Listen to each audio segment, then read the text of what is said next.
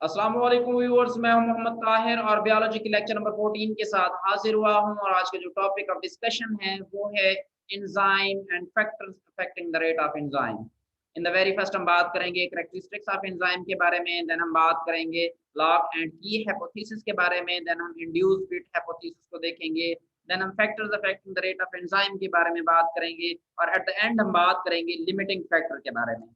और अगर आप लोगों ने मेरा यूट्यूब चैनल सब्सक्राइब नहीं किया तो सबसे पहले मेरा यूट्यूब चैनल सब्सक्राइब करें और मौजूद बेल आइकन को प्रेस करें ताकि हर आने वाली न्यू वीडियो आप तक पहुंच सके। इन द वेरी फर्स्ट हम देखते हैं कैरेक्टरिस्टिक्स ऑफ एंजाइम के बारे में। एंजाइम अल्टर और speed of the rate of chemical reaction that occur in the cell. कि एंजाइम जो हैं सेल में होने वाले जो भी केमिकल रिएक्शंस हैं उनकी या तो स्पीड को अप कर देते हैं, बढ़ा देते हैं, या उनके अंदर चेंज लाते हैं, उनको अल्टर करते हैं, कम या ज्यादा करते हैं। Enzyme are required in minute amount. ये हमें पता है कि ये जो एंजाइम है ये किसी भी केमिकल रिएक्शन की जो स्पीड है उसको बढ़ा देते हैं, उसको प्रोसीड करवाने में हेल्प करते हैं। और ये जो एंजाइम होते हैं ये बहुत कम मिकदार में चाहिए होते हैं किसी भी केमिकल रिएक्शन के। और ये भी हमें पता है कि ये जो एंजाइम है ये हर केमिकल रिएक्शन के लिए स्पेसिफिक है। Since enzyme are not alter in chemical reaction, के एंजाइम जो हैं केमिकल रिएक्शन के दरमियान में उनके अंदर कोई चेंज नहीं आता, एंजाइम वैसे ही रहते हैं। A small amount can catalyse a huge reaction. के एक थोड़ी सी मिकदार भी एक बड़े रिएक्शन के लिए काफी होती है कि उसको कैटलाइज किया जा सके, उसको आगे प्रोसीड किया जा सके। तो हम ये भी कह सकते हैं कि एंजाइम की थोड़ी सी मिकदार एक बड़े रिएक्शन को आगे प्रोसीड करवा सकती है। Enzyme are specific. अच्छा, ये हमने बात की थी कि एंजाइम स्पेसिफिक हैं कुछ ग्रुप्स के लिए, कुछ कंपाउंड्स के लिए, कुछ सबस्ट्रेट के लिए, कुछ जो मिरर इमेजेस हैं उनके लिए। तो ये स्पेसिफिक क्यों हैं? कौन सी रीजन है जो इनको स्पेसिफिक कर रही है? अगर हम रीजन की बात करें तो specificity of enzyme is due to its shape. कि एंजाइम की शेप की वजह से इनकी जो स्पेसिफिक प्रॉपर्टी है ये इनकी शेप की वजह से है। और सरफेस कॉन्फ़िगरेशन के वो सरफेस को पहचान जाते हैं उनकी शेप की वजह से। The substrate will fit into an enzyme. के जो सबस्ट्रेट होते हैं वो एंजाइम की एक्टिव साइट के साथ आके फिट हो जाते हैं, उनके साथ बाइंड कर जाते हैं, forming an enzyme substrate complex. के एंजाइम सबस्ट्रेट कॉम्प्लेक्स बनाते हैं। कि वो क्या करते हैं कि जब सबस्ट्रेट और एंजाइम आपस में मिलते हैं तो वो एक कॉम्प्लेक्स बनाते हैं जिसे एंजाइम सबस्ट्रेट कॉम्प्लेक्स कहा जाता है। देन क्या होता है कि एंजाइम सबस्ट्रेट कॉम्प्लेक्स कन्वर्ट हो जाता है प्रोडक्ट सबस्ट्रेट कॉम्प्लेक्स में। Then product will then be release. के प्रोडक्ट जो है प्रोडक्ट आगे फिर रिलीज हो जाता है एंजाइम से। जब एंजाइम सेपरेट होता है तो उसके अंदर ड्यूरिंग केमिकल रिएक्शन कोई भी चेंज नहीं आती है, उसकी शेप वैसी ही रहती है जैसे वो यूज हुआ था। देन हम बात करते हैं लॉक एंड की हाइपोथेसिस के बारे में। यहाँ पे आपको एक चाबी और एक ताला नजर आ रहा होगा। ये क्या है? लॉक एंड की मॉडल के बारे में अगर हम देखें तो it is old view of enzyme specificity. के जो पहले एंजाइम की स्पेसिफिसिटी को देखा जाता था कि ये जो स्पेसिफिक हैं, ये जो करेक्टरिस्टिक है, करेक्टर है एंजाइम का स्पेसिफिसिटी वाला, उसको इस हिसाब से देखा जाता था कि जो exact match between active site and substrate. के सबस्ट्रेट और एंजाइम एक दूसरे के लिए चाबी और ताले का काम करते हैं। कि चाबी और ताले की तरह ही है, मतलब वो जो सबस्ट्रेट हैं वो एक ही एंजाइम के साथ फिट होगा। एक ताले को एक चाबी लगेगी, एक ताले को और चाबियां नहीं लग सकती। तो इसीलिए इसको भी लॉक एंड की हाइपोथेसिस का नाम दिया गया कि एक स्पेसिफिक एक खास एंजाइम ही एक खास सबस्ट्रेट के साथ जुड़ सकता है। वो क्यों? क्योंकि उसकी जो एंजाइम की एक्टिव साइट है वो स्पेसिफिक है और वो एक स्पेसिफिक सबस्ट्रेट को ही जो है वो रिकॉग्नाइज कर सकती है, उसके साथ जाके बाइंड कर सकती है। अगर हम यहाँ पे देखें कि ये किस तरह से लॉक एंड की जो हाइपोथेसिस है इसको हम एलैबोरेट कर सकते हैं, तो हमें यहाँ पे जो फिग ए और बी नजर आई, एक फिग में आपको ए और बी नजर आ रहा होगा। ये जो ए और बी हैं ये दोनों सबस्ट्रेट हैं, और ये जो येलो कलर में आपको नजर आ रहा है ये हम इसको बतौर एंजाइम लेते हैं। तो एंजाइम की जो एक्टिव साइट है उसको यहाँ पे क्वांटिटेड किया गया है, वाज़ेह किया गया है, और ये जो सबस्ट्रेट हैं इनकी भी जो साइट है वो बिल्कुल एंजाइम के हिसाब से ओके आ रही है।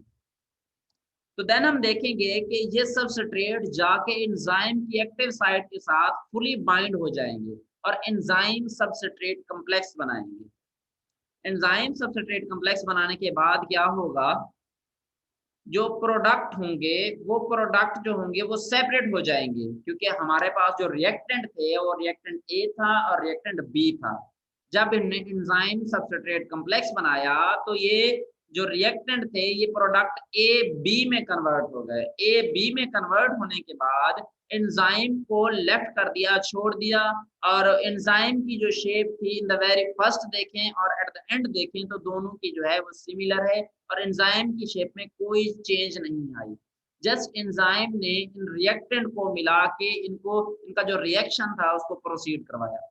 Enzyme molecule is free to take part in chemical reaction, कि अब जो एंजाइम है ये बिल्कुल रेडी है किसी और केमिकल रिएक्शन के लिए, कि कोई और सबस्ट्रेट आए इसके साथ जुड़े और जुड़ने के बाद एक मजीद जो है एक और प्रोडक्ट बनाने में ये हेल्प करें। और इसी तरह जो रिएक्टेंट यहाँ पे यूज हुए थे वो प्रोडक्ट में तब्दील हो गए।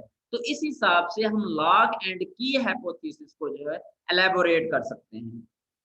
अगर हम दूसरे हाइपोथेसिस की बात करते हैं तो जिसका नाम जो है इंड्यूस फिट हाइपोथेसिस है, तो इंड्यूस फिट हाइपोथेसिस में क्या चीज बयान की गई है, इसमें ये बताया गया है कि the shape of active site adjust to fit the substrate, के जो एक्टिव साइट होती है एंजाइम की वो सबस्ट्रेट के हिसाब से फिट हो जाती है। यहाँ पे एक एनिमेशन है जो आपको नजर आ रहा होगा कि रेड कलर में जो है ये एंजाइम है और ये जो आपको ग्रीन एंड ब्लू जो है ये रिएक्टेंट नजर आ रहे हैं। ये जब आपस में सॉरी ब्लू कलर में रिएक्टेंट हैं, जब ये एंजाइम के साथ जुड़ते हैं तो ये प्रोडक्ट में कन्वर्ट हो जाते हैं। और यहाँ पे भी आप देख सकते हैं कि ये जो एक्टिव साइड है एंजाइम की वो थोड़ी सी डिफरेंट है बनिस्बत सबस्ट्रेट के।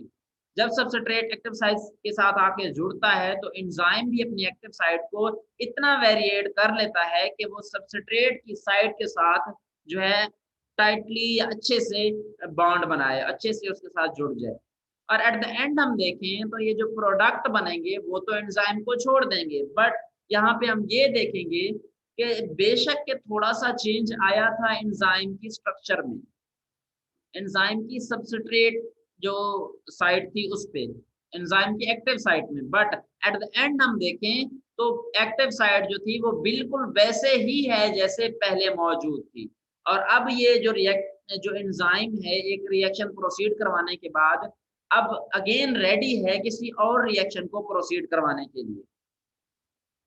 और अब हम बात करते हैं factors affecting the rate of enzymatic activity, के एंजाइम के जो एक्शन है उसके ऊपर कौन कौन से फैक्टर जो है वो अफेक्ट करते हैं। इन द वेरी फर्स्ट अगर हम बात करते हैं तो इफेक्ट ऑफ टेम्परेचर, के टेम्परेचर एंजाइम की एक्टिविटी के ऊपर किस तरह से असरअंदाज होता है। एट लो टेम्परेचर देखें कि अगर टेम्परेचर कम हो तो एंजाइम किस तरह से अफेक्ट करता है। The rate of reaction is slow, कि अगर टेम्परेचर कम होगा तो रिएक्शन का जो रेट होगा वो स्लो होगा, वो कम हो जाएगा। Enzyme are inactive at low temperature, के एंजाइम का जो रिएक्शन का रेट होगा वो स्लो क्यों होगा, बिकॉज जो एंजाइम है वो लो टेम्परेचर पे इनएक्टिव होते हैं, ये काबिल नहीं होते कि अपना जो फंक्शन है वो परफॉर्म कर सकें।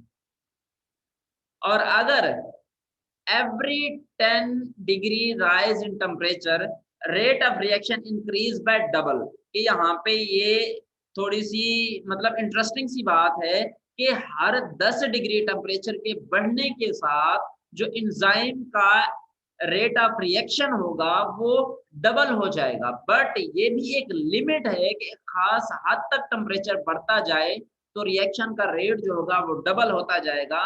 वो हद कौन सी है, वो हद ये है कि ऑप्टिमम टेम्परेचर, कि एक खास टेम्परेचर होता है जब किसी भी एंजाइम की जो एक्टिविटी का रेट होता है वो मैक्सिमम होता है, उसके बाद एंजाइम का रेट इंक्रीज नहीं होता बल्कि डिक्रीज होना शुरू हो जाता है। एट ऑप्टिमम टेम्परेचर के ऊपर जो है एंजाइम का क्या इफेक्ट होता है, एंजाइम के ऊपर टेम्परेचर का क्या इफेक्ट होता है। The rate of reaction is highest, ये जो रिएक्शन का रेट होता है वो हाईएस्ट होता है बिकॉज जो एंजाइम होते हैं वो एट द पीक होते हैं कि वो बिल्कुल जो अपना फंक्शन होता है वो 100% दे रहे होते हैं। Enzyme are most active, enzyme जो होते हैं वो बहुत ज्यादा एक्टिव होते हैं एट ऑप्टिमम टेम्परेचर। और ये बात कि बिहाइंड ऑप्टिमम टेम्परेचर क्या होता है कि अगर हम ऑप्टिमम टेम्परेचर से टेम्परेचर बढ़ा दे आगे चले जाए देन क्या होगा, रेट ऑफ एंजाइमेटिक एक्टिविटी जो है वो डिक्रीज हो जाएगा, कि जो फंक्शन ऑफ एंजाइम है वो कम हो जाएगा। वो क्यों कम हो जाएगा, उसकी रीजन क्या होगी, उसकी रीजन ये होगी कि जो एंजाइम होगा वो डीनेचर होना शुरू हो जाएगा। Enzyme are being denature, denature कैसे होगा कि एंजाइम की हमें पता है कि ये जो केमिकल कंपोजिशन देखें तो ये प्रोटीन है।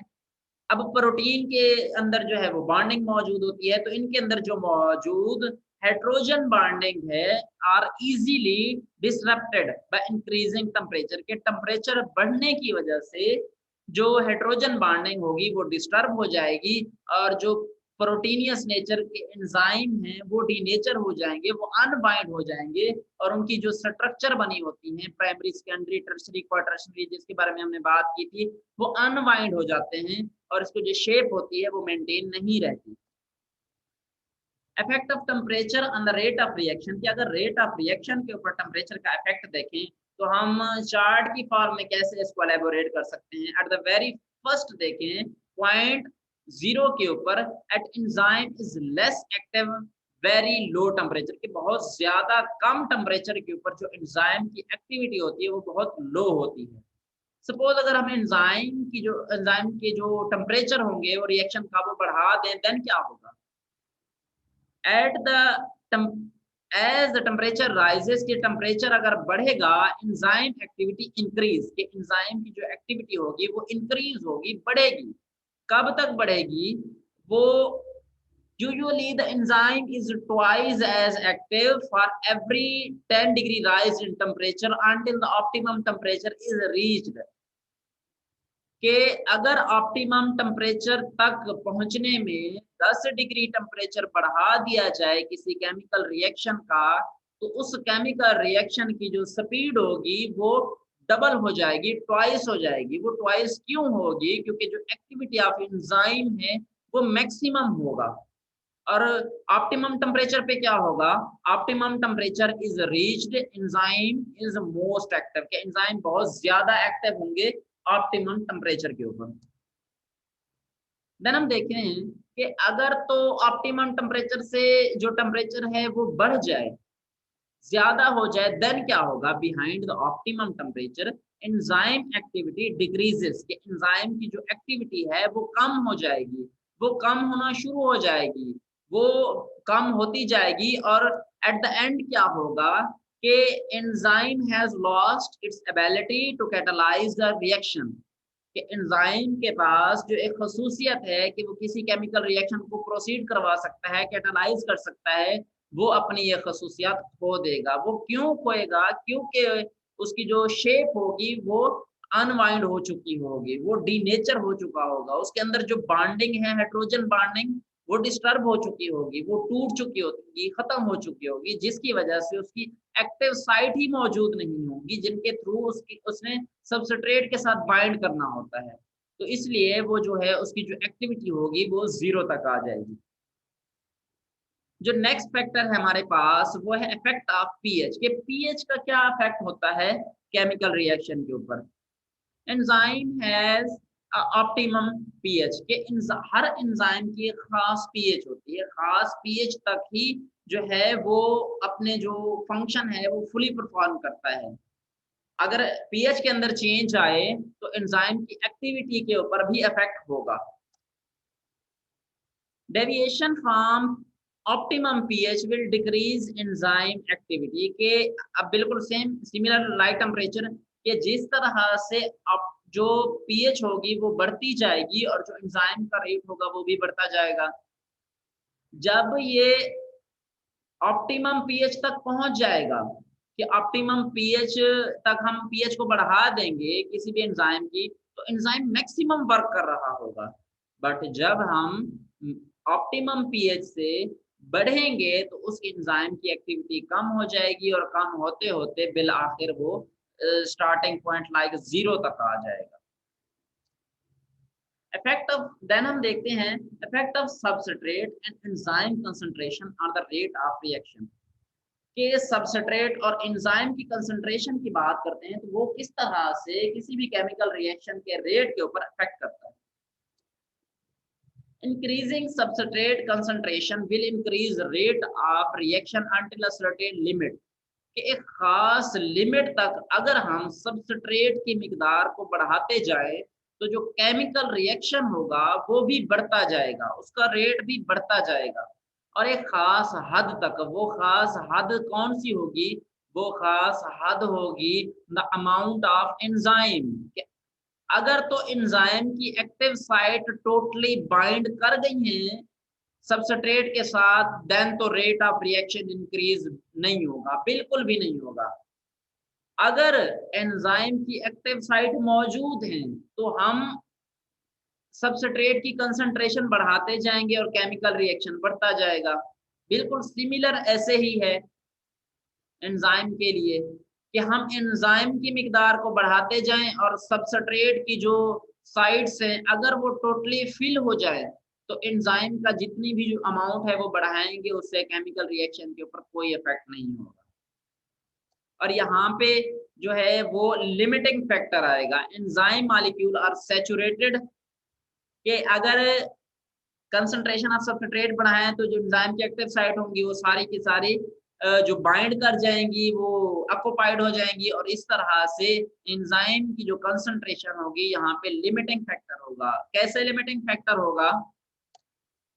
और लिमिटिंग फैक्टर क्या है? Any factor that directly affect the rate of a process if it's quantity is change कि अगर किसी भी चीज की क्वांटिटी को चेंज किया जाए तो वो रेट ऑफ रिएक्शन के ऊपर अफेक्ट करेगा।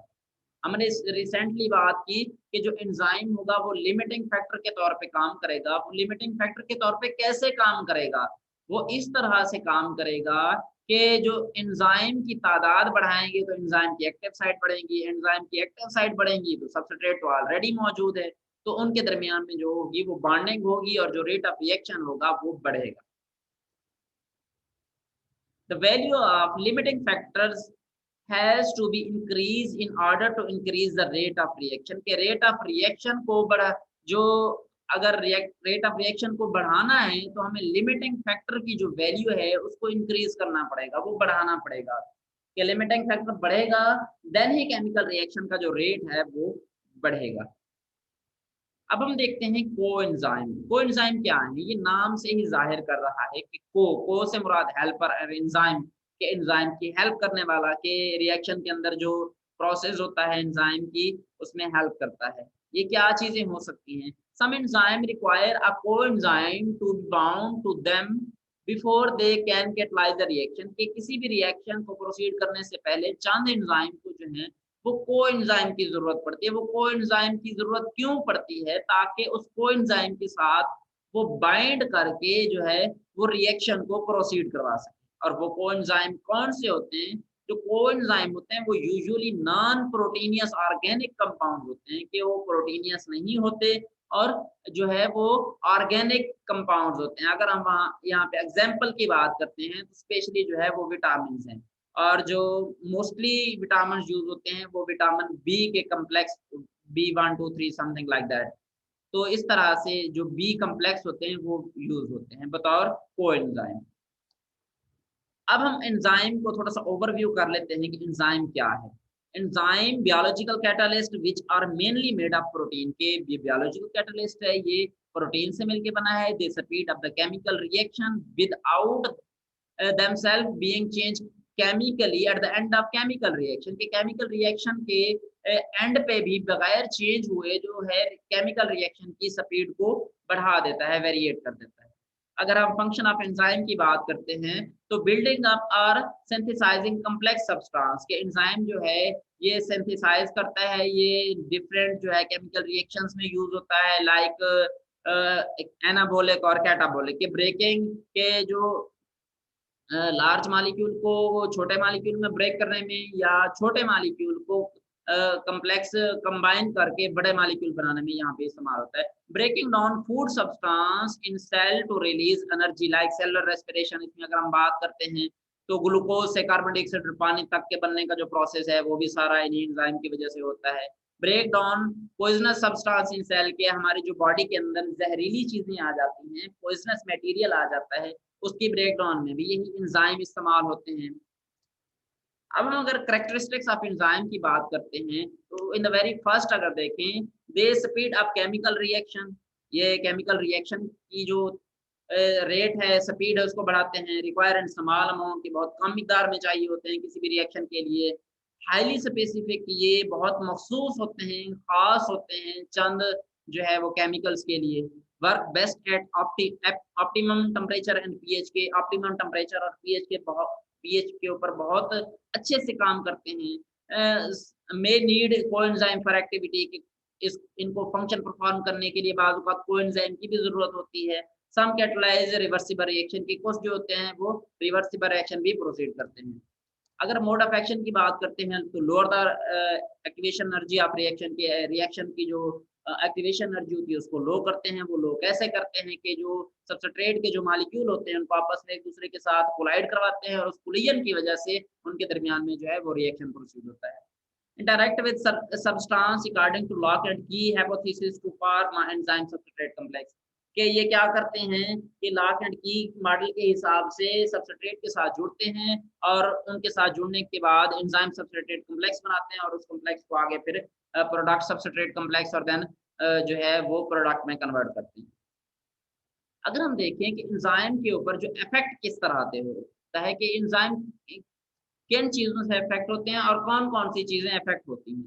Factor that directly affect the rate at which chemical reaction occur if their quantity is change, कि अगर इनकी क्वांटिटी चेंज हो जाए, जो लिमिटिंग फैक्टर्स हैं, तो ये इनकी जो है कैरेक्टरिस्टिक्स के ऊपर, ये मोड ऑफ एक्शन के ऊपर ये बहुत इफेक्ट करते हैं। The value of a limiting factor must be increase in order to increase the rate of reaction, के जो लिमिटिंग फैक्टर को अगर हम बढ़ाएंगे देन ही हम केमिकल रिएक्शन का रेट बढ़ा सकेंगे, अदरवाइज ये पॉसिबल नहीं है।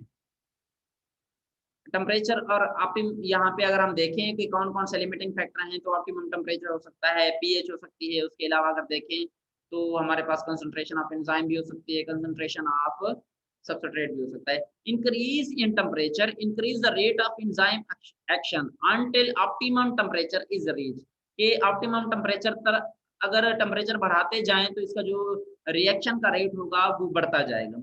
Increase in pH increase the rate of enzymatic action until optimum pH is reach, के ऑप्टिमम पीएच तक अगर हम पहुंच जाते हैं तो देन तो जो रेट ऑफ रिएक्शन होगा वो बढ़ता जाएगा, उसके बाद फिर डिक्रीज होना शुरू हो जाएगा। देन अगर हम क्लासेस की बात करते हैं कि हम इसको किस तरह से क्लासीफाई कर सकते हैं, कैटेगराइज कर सकते हैं, it based on the type of reaction catalyse, के ये इसके ऊपर इन्हिसार करता है कि किस तरह के जो है वो केमिकल रिएक्शन प्रोसीड करवा रहा है। द वेरी फर्स्ट अगर हम देखें तो हाइड्रोलेजेस, के जो हाइड्रोलेजेस हैं वो भी मतलब हाइड्रोलेजेस में भी इनको क्लासीफाई किया जा सकता है। देन ऑक्सीडेशन रिडक्शन एंजाइम, इसमें भी हम इसको क्लासीफाई कर सकते हैं। Thanks for watching my video. अगर आप लोगों ने मेरा चैनल सब्सक्राइब नहीं किया तो सब्सक्राइब करें और मौजूद बेल आइकन को प्रेस करें।